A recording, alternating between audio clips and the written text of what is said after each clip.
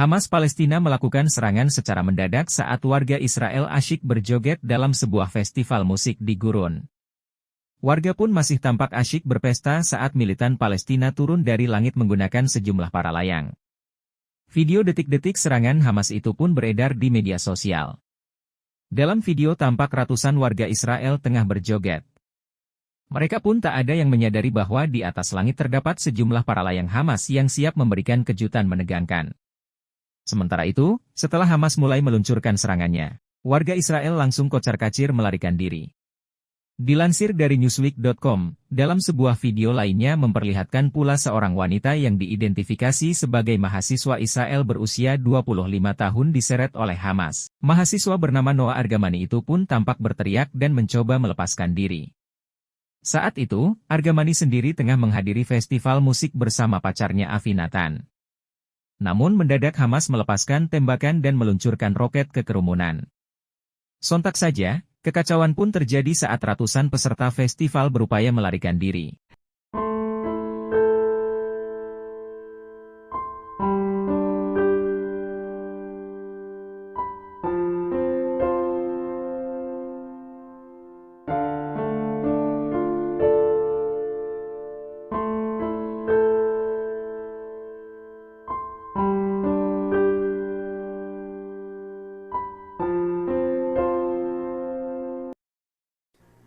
וננקום בעוצמה על היום השחור הזה שהם עוללו למדינת ישראל ולאזרחיה.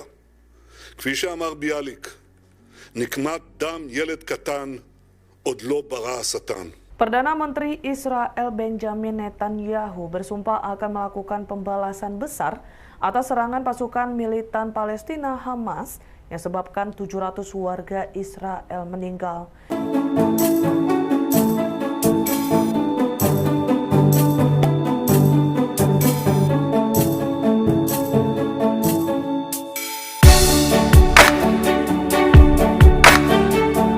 Saudara-saudaraku yang terkasih di dalam Tuhan, bertemu lagi dengan saya Rina Solihin dalam channel Rina Menjawab. Saya diajukan beberapa pertanyaan teman-teman, ya, baik secara langsung maupun tidak langsung, ya. Jadi dengan adanya konflik Israel dengan Palestina, itu banyak hal yang jadinya diangkat, ya, menjadi pembicaraan teman-teman. Nah, terutama ada yang melihat, ya, dua kubu yang saling berhadapan.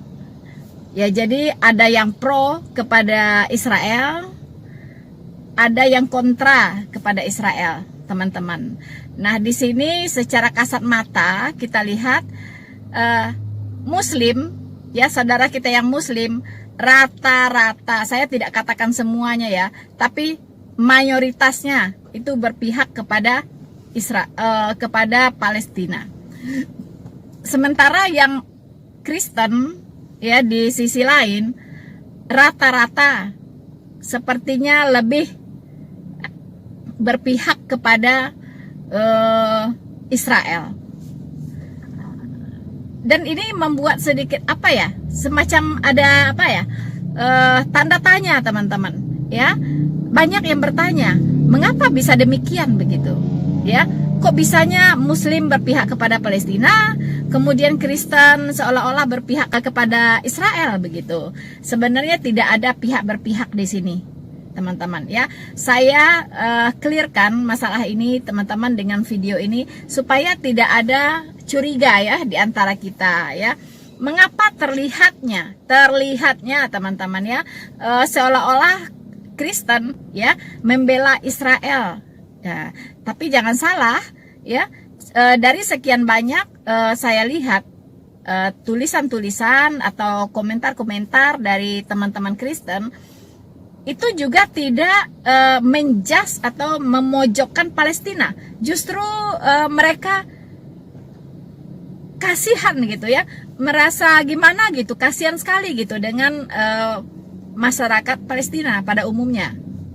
Yang ditentang oleh teman-teman Kristen kebanyakan itu bukan Palestinanya, bukan penduduk Palestinanya, tetapi Hamasnya, ya. Bedakan, ya, teman-teman, Hamasnya, ya yang sudah ditetapkan oleh PBB sebagai organisasi teroris. Ya, jadi jangan salah, ada juga yang menyebut Israel itulah yang teroris. No, ya. Tidak ada label teroris ya yang disematkan oleh PBB terhadap Israel, melainkan label teroris itu sudah resmi disematkan oleh PBB kepada Hamas. Ya, teman-teman mungkin sudah tahu ya, Hamas itu semacam organisasi politik ya di Palestina. Jadi sebenarnya Hamas ini tidak mewakili negara Palestina, tidak begitu teman-teman, jangan salah ya. Hamas itu sama sekali tidak bisa mewakili negara Palestina. Hanya Hamas memanfaatkan masyarakat yang hidup di Gaza, ya, masyarakat Palestina yang hidup di Gaza sebagai sebagai pancingan atau sebagai umpan atau sebagai tumbal begitu ya. Jadi dia menyelusup ke tengah-tengah masyarakat hidup ya, kemudian dia berbaur dengan masyarakat Palestina yang di Gaza ini.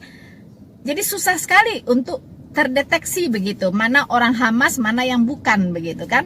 Nah, kita juga memahami memang ada ya, harus jujur mengatakan bahwa masyarakat Palestina yang di daerah Gaza ini juga mendukung yang namanya Hamas begitu ya, mendukung ya. Buktinya Hamas ini bisa menyimpan senjata-senjatanya di rumah-rumah penduduk, di perkantoran-perkantoran. Kalau masyarakatnya tidak mendukung, itu tidak akan mungkin terjadi.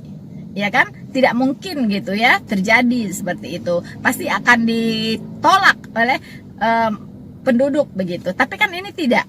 Nah, teman-teman ya. Jadi sedikit banyaknya, apakah itu karena memang sudah didoktrinasi oleh Hamas ya, masyarakat ini sudah didoktrin sedemikian rupa sehingga bisa menerima dia, welcome begitu kan. Nah, kita tidak tahu ya, sepertinya sih cenderungnya seperti itu gitu kemungkinannya teman-teman.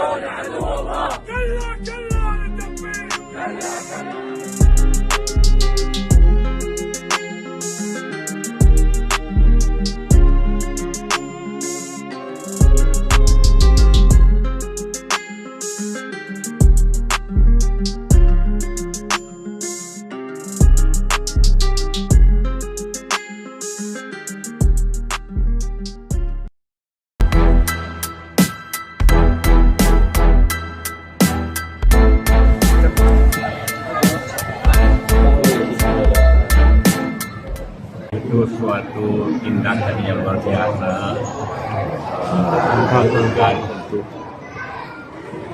kebebasan dan juga kemerdekaan.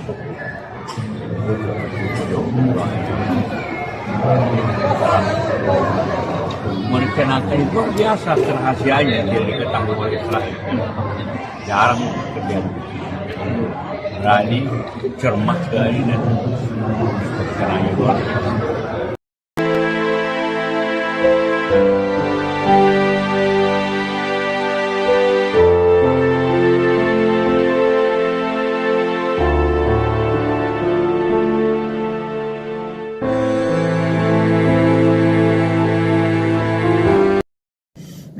Sekarang timbul muncul tudingan. Saya lihat kenapa saya membuat video ini, karena ada tudingan diarahkan kepada umat Kristen. Tapi ini tudingannya sedikit sedikit mengejek, seperti mengejek begitu ya. Katanya, ngapain umat Kristen kok membela-bela Israel? Ya kan? Apa hubungannya umat Kristen dengan Israel? Bukankah Tuhannya orang Kristen itu yang menyalibkan itu orang Israel, orang Yahudi? Ya, yang membunuh Tuhannya orang Kristen itu Yahudi. Kok dibela-bela begitu kan? Nah, kok dibela-bela? Apa hubungannya antara Kristen ini dengan Yahudi gitu? Kok sepertinya dibela-bela begitu? Nah, ini teman-teman ya. Jadi supaya ini clear, saya sengaja membuat video ini ya teman-teman, supaya ada pencerahan ya di antara teman-teman yang Muslim maupun yang Kristen yang mungkin belum banyak ya bisa menghandle kalau ada pernyataan-pernyataan seperti itu ditujukan kepada teman-teman begitu ya. Saudara-saudaraku yang terkasih di dalam Tuhan, jadi kita ditanya ya, kita ditantang untuk menjawab ya, bisa memberikan pertanggungjawaban iman kita kepada teman-teman kita yang Muslim, yaitu mereka bertanya, mengapa orang Kristen sepertinya berpihak kepada Yahudi ya, kepada Israel? Apa hubungannya antara Kristen dengan Yahudi? Begitu teman-teman. Saudara-saudaraku sebangsa dan setanah air, ya, khususnya Anda yang Muslim, sebenarnya tidak ada tidak ada masalah bela membela di sini, teman-teman, ya. Jadi tidak ada istilah bela membela, ya. Orang Kristen bukan dalam konteks membela orang Israel atau Yahudi, ya, bukan, ya. Tapi kami orang Kristen diajarkan untuk mengasihi sesama manusia seperti dirimu sendiri. Ya. Kami mengasihi orang Israel dan kami juga mengasihi orang Palestina. Ya. Bahkan kami mengasihi Hamas ya, sebagai musuh kebenaran. Ya, karena musuh pun harus dikasihi. Begitu teman-teman, ya. Tapi kita Kristen mengasihi segala sesuatu dalam konteks kebenaran. Nah, teman-teman mungkin heran, ya, mengapa seolah-olah dari pandangan teman-teman Muslim, Kristen ini membela Yahudi. Nah, ceritanya bukan seperti itu, teman-teman, ya. Kenapa? Karena Alkitab itu berbicara banyak tentang Israel, ya. Alkitab yang di tangannya orang Kristen, yang dipegang oleh orang Kristen, yang berada di tangannya orang Kristen, itu sudah mencatat sejarah Israel. Bahkan nubuatan-nubuatan terhadap bangsa Israel itu tertulis dengan lengkap di Alkitab. Ya. Jadi kemana arahnya, ya?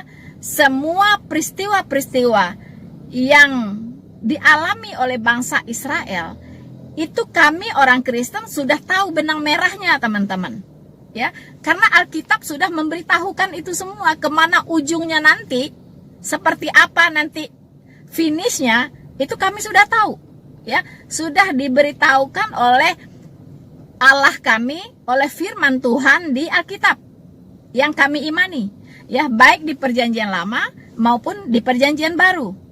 Nah, begitu teman-teman. Jadi karena kami tahu, ya, makanya apa yang terjadi pada bangsa Israel hari-hari ini, bahkan dari dulu teman-teman, ya, dari masa-masa mereka sangat masa-masa sulit, ya, masa-masa kekelaman bagi mereka, di mana mereka ditolak oleh banyak negara, mereka dipencarkan ke seluruh penjuru bumi, dan mereka menderita di mana-mana.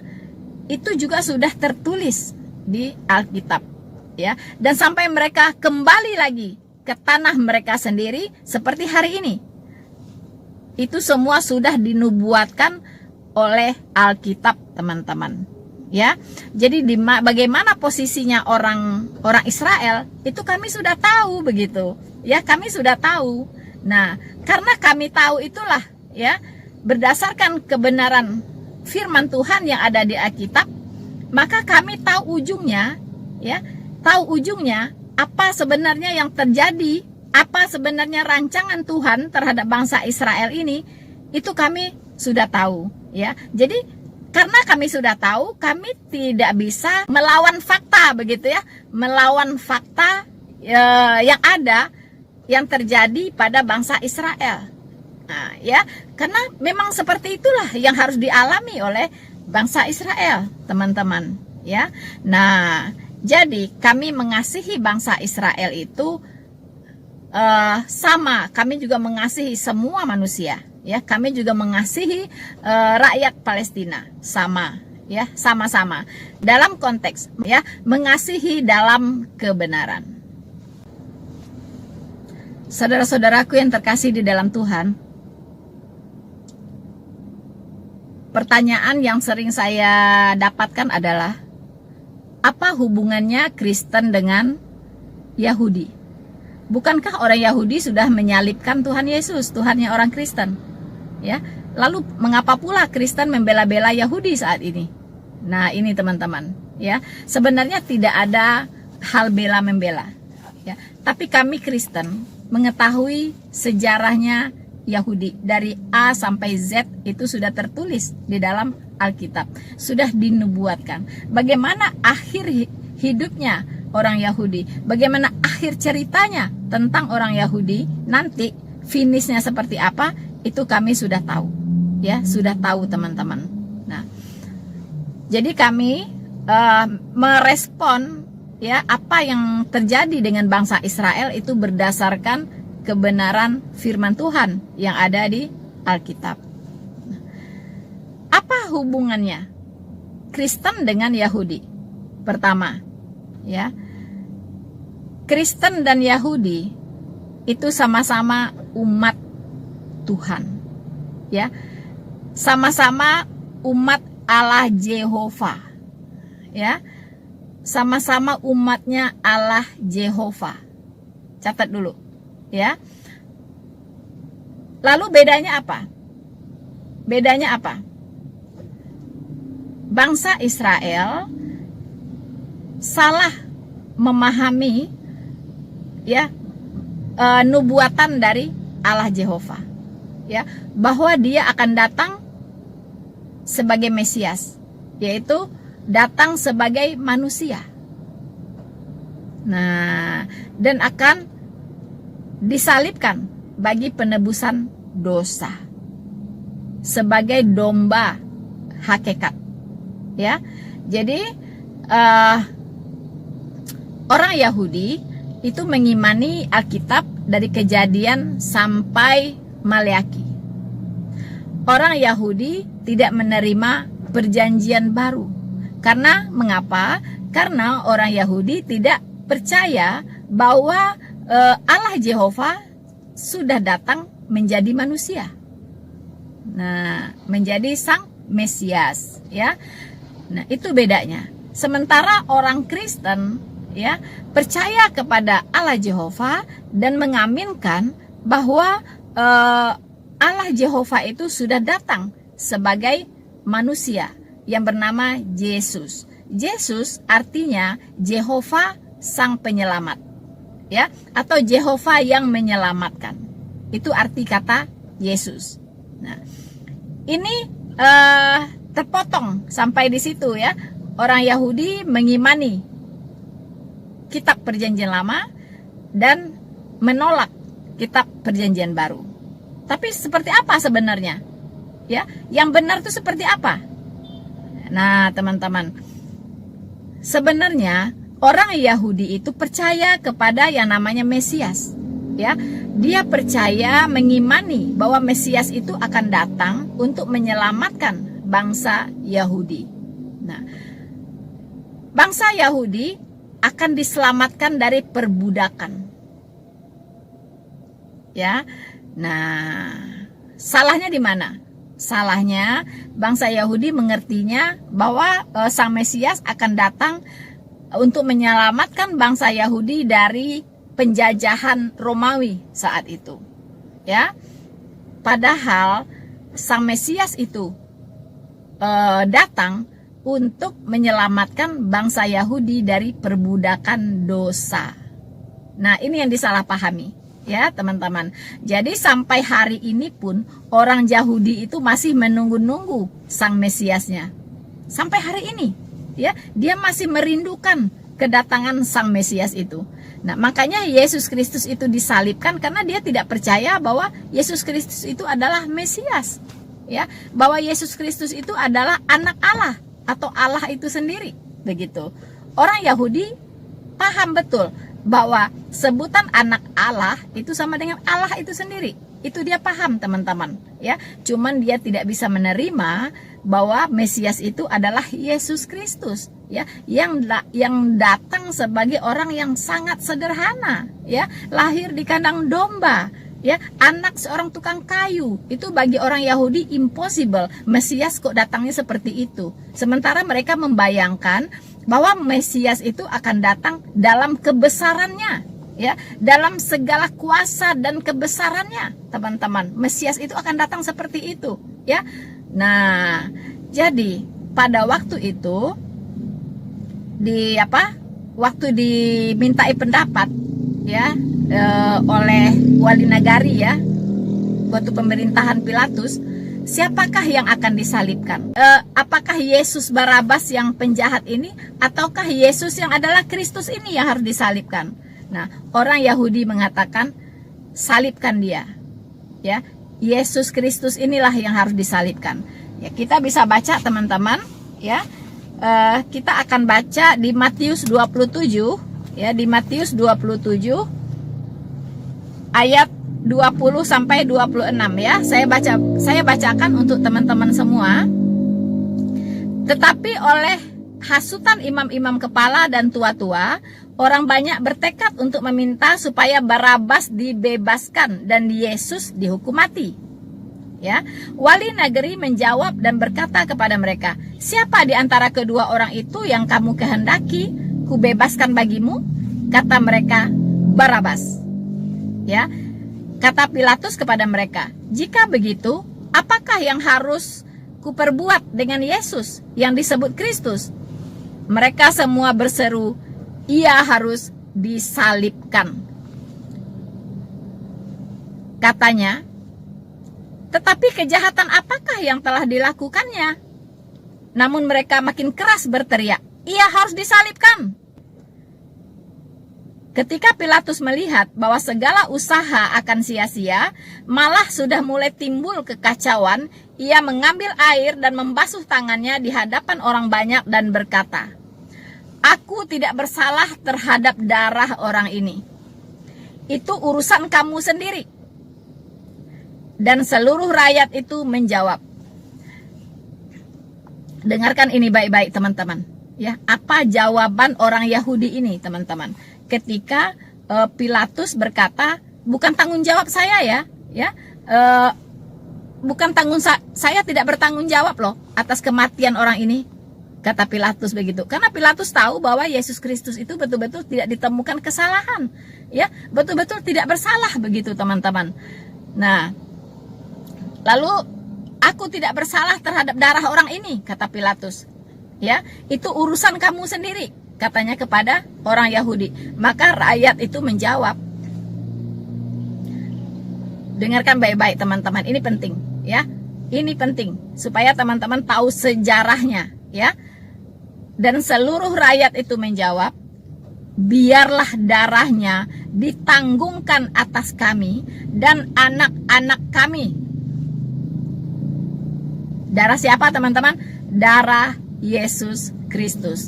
Jadi orang Yahudi berkata, ya, "Biarlah darahnya ditanggungkan atas kami dan atas anak-anak kami."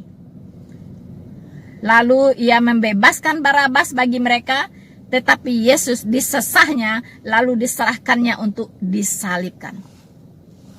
Teman-teman, inilah sebenarnya dasar, ya. Kalau teman-teman mau tahu, inilah sebenarnya penyebab mengapa orang Yahudi itu sampai hari ini disesah oleh Tuhan. Ya, disesah tuh oleh Tuhan, teman-teman. Teman-teman kalau tahu sejarahnya orang Yahudi, ya, waktu dia diserakkan ke seluruh bumi, itu dianiaya di mana-mana, teman-teman. Ya, di mana-mana mereka dianiaya, ya. Bahkan Nazi itu membunuh sekitar 6 juta orang Yahudi. Jadi di mana-mana mereka dianiaya. Tidak ada negara yang mau bersahabat dengan mereka. Ya, selalu dikucilkan, selalu dianiaya, ya. Selalu sangat menyedihkan, teman-teman, ya. Kalau teman-teman tahu sejarahnya orang Yahudi ini, ya, di seluruh dunia dia ditolak oleh banyak negara, banyak bangsa, ya. Betul-betul dihajar di mana-mana, teman-teman, ya, dibunuh, ya, dianiaya, ya, nasibnya orang Yahudi ini, teman-teman. Nah, karena mereka di mana-mana tidak diterima, ya, akhirnya PBB memberikan mereka wilayah di Israel untuk mereka bisa hidup di situ. Karena di mana-mana tidak diterima, ya, banyak yang sudah mati terbunuh, teman-teman. Nah, ini dia. Ini adalah konsekuensi dari perkataan mereka sendiri, ya. Ketika dia menyalibkan Kristus dan orang Yahudi ini berkata, biarlah darahnya ditanggungkan, ya, atas kami dan atas anak-anak kami. Teman-teman. Jadi orang Yahudi ini selalu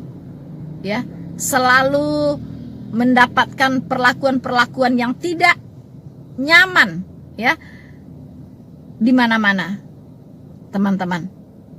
Ya, jadi miris kalau kita membaca sejarahnya bangsa Yahudi, ya. Ke sana dianiaya, ke sini dianiaya, ke sana tidak diterima, ke sana dihancurkan, ya.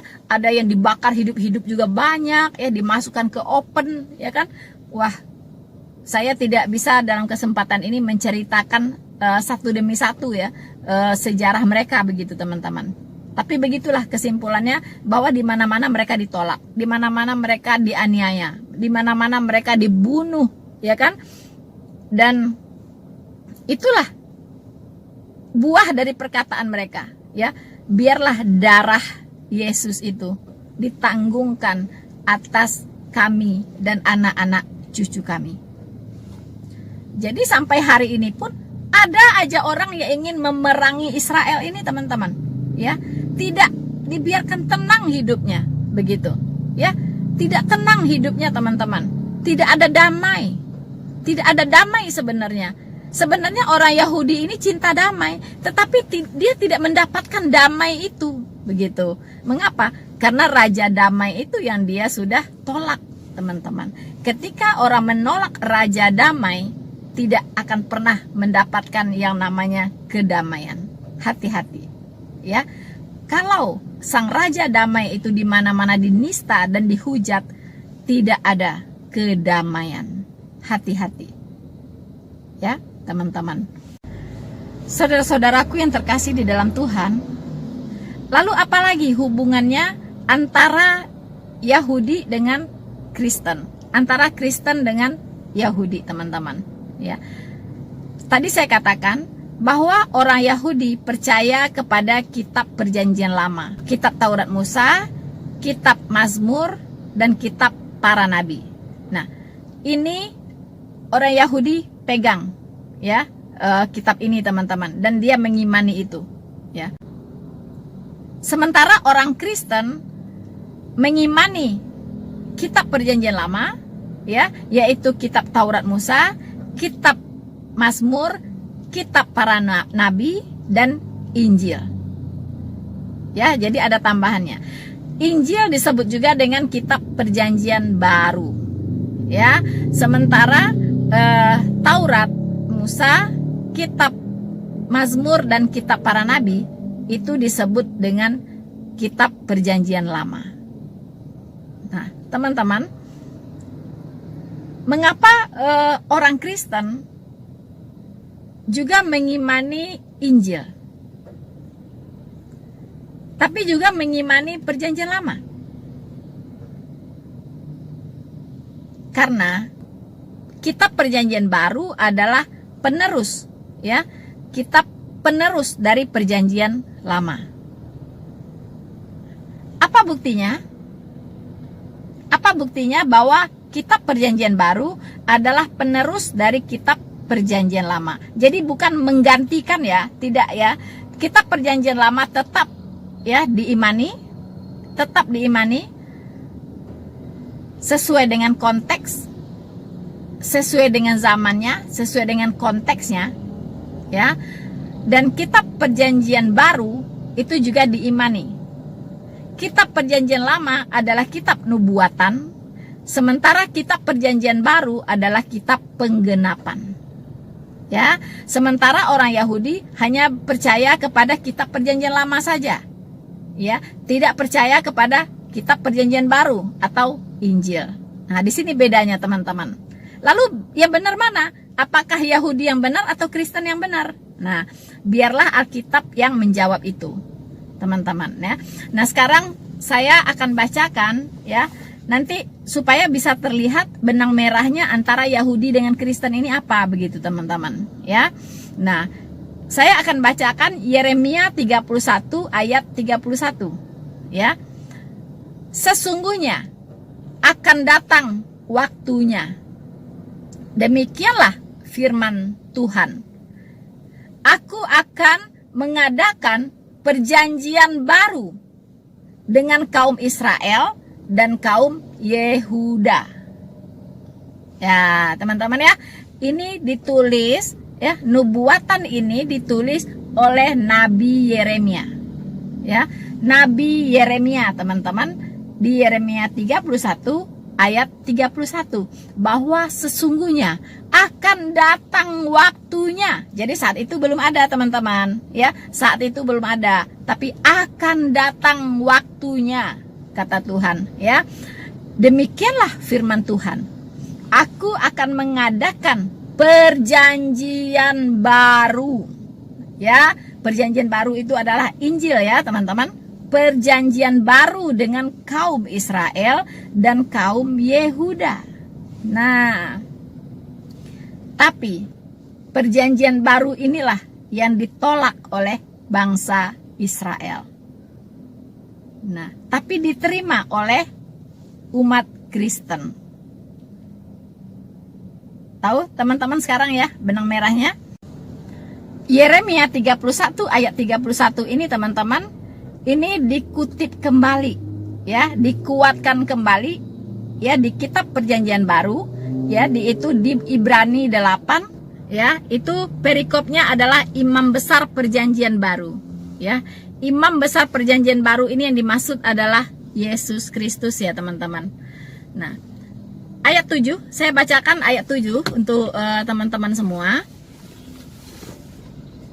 Sebab sekiranya perjanjian yang pertama itu tidak bercacat, tidak akan dicari lagi tempat untuk yang kedua. Sebab ia menegur mereka ketika ia berkata, sesungguhnya akan datang waktunya, demikianlah firman Tuhan, aku akan mengadakan perjanjian baru dengan kaum Israel dan dengan kaum Yehuda. Teman-teman, ini persis bunyinya seperti yang tertulis di Yeremia 31 ayat 31, ya, nubuatan itu, teman-teman, ya. Nah, kemudian saya lanjutkan di ayat ke-8-nya.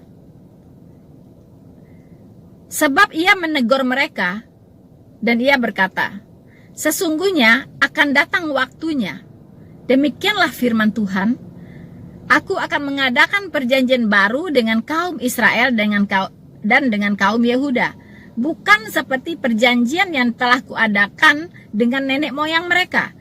Pada waktu itu, aku memegang tangan mereka untuk membawa mereka keluar dari tanah Mesir.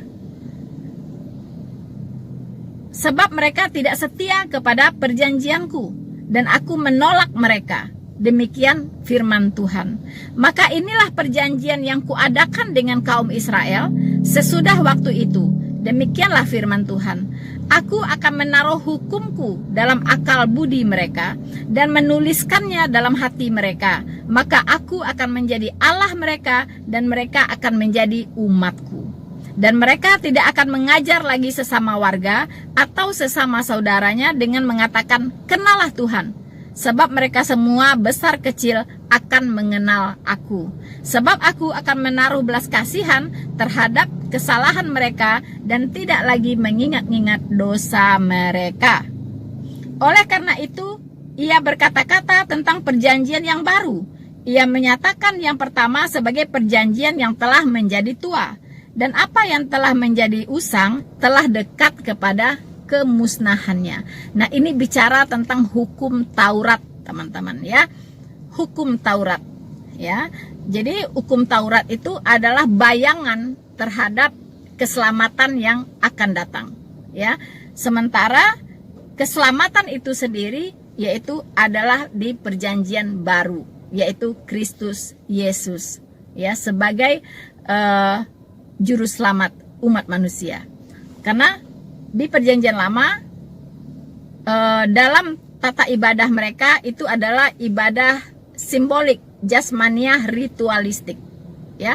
Itu menyimbolkan juru selamat yang akan datang, yaitu dengan menyembelih domba, mengaku dosa, maka orang itu akan diampuni dosa-dosanya dan diselamatkan. Nah, penggenapannya itu adalah Kristus Yesus yang sudah dikorbankan satu kali untuk selama-lamanya bagi pengampunan dosa.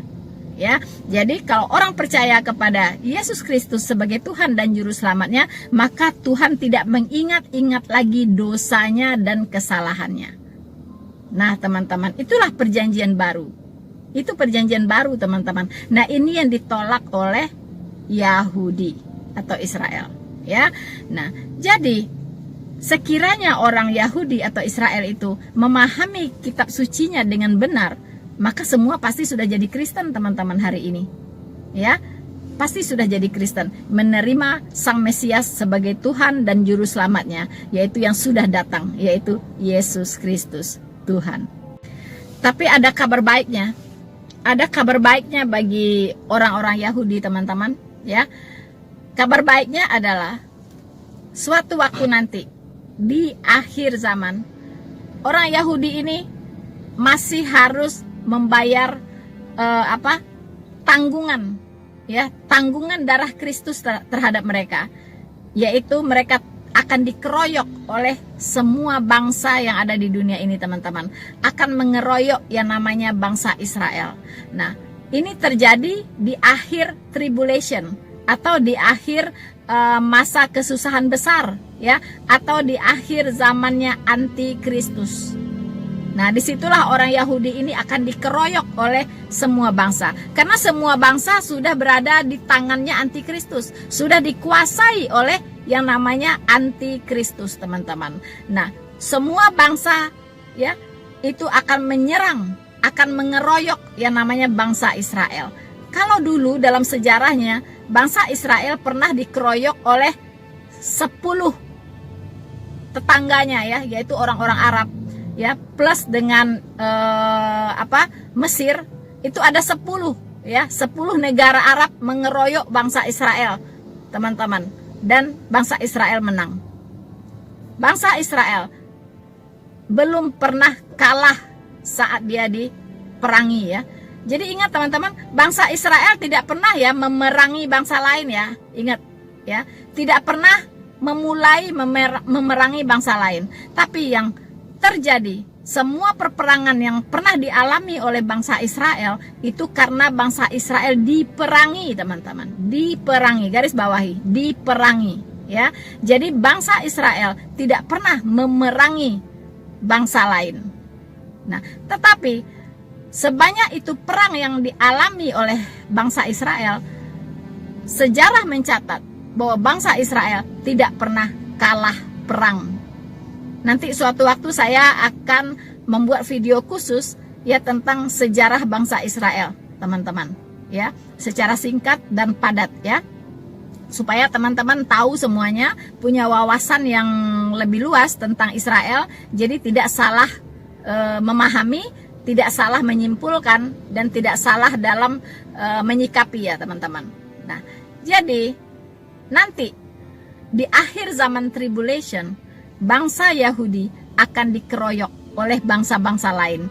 Itulah yang disebut dengan perang Armageddon, teman-teman. Di perang Armageddon inilah ketika bangsa Israel terjepit, saat itulah dia akan berseru-seru ya. Mereka akan berseru-seru kepada Mesias, Sang Juru Selamat, yaitu Yesus Kristus. Disitulah terjadi nanti pertobatan massal pada bangsa Yahudi. Kedatangan Tuhan Yesus kedua itu ada 2 tahap. Pertama, rapture, hanya sampai di awan-awan saja ya, menyongsong kita yang terangkat, Kristen-Kristen lahir baru yang masih hidup diangkat ya. Kemudian kita menyongsong Tuhan di angkasa, dan kita selama-lamanya akan bersama-sama dengan Tuhan. Nah, sementara yang tertinggal akan masuk ke dalam masa tribulation, masa 7 tahun kesusahan besar, yaitu masa pemerintahan anti-Kristus, teman-teman ya. Nah, kabar buruknya itu pintu pertobatan bagi bangsa-bangsa non-Yahudi itu sudah tertutup pada saat tribulation ya. Jadi semua negara, baik secara ekonomi, baik secara politik, baik secara agama, itu sudah dikuasai oleh yang namanya anti-Kristus ya. Jadi semua tunduk kepada pemerintah anti-Kristus. Nah, di ujung masa tribulation inilah nanti bangsa Israel akan dikeroyok ya, tentunya di bawah pimpinannya anti-Kristus, mengeroyok bangsa Israel ini. Pada saat itulah bangsa Israel sadar dan berseru-seru kepada Tuhan Yesus ya, kepada Sang Mesias yang sudah disalibkan mereka, teman-teman. Nah, saat itulah Tuhan Yesus akan datang menginjakkan kakinya di Bukit Zaitun untuk membantu bangsa Israel ini untuk mengalahkan semua bangsa yang mengeroyok bangsa Israel. Disitulah kemenangan bagi bangsa Israel, di mana mereka beroleh janji keselamatan yang sudah dijanjikan oleh Allah kepada nenek moyang mereka. Teman-teman, itulah akhir dari cerita kisah dari bangsa pilihan Allah, yaitu bangsa Israel. Ya, jadi memang bangsa ini kecil, ya, sedikit, tapi membuat pening dunia ini, teman-teman. Ya, membuat pening, ya, karena dia yang paling kecil, dia sedikit, ya, tapi membuat iri hati banyak bangsa. Ya, karena dia bangsa ini sangat istimewa ya, bangsa pilihan Allah ini sangat istimewa teman-teman.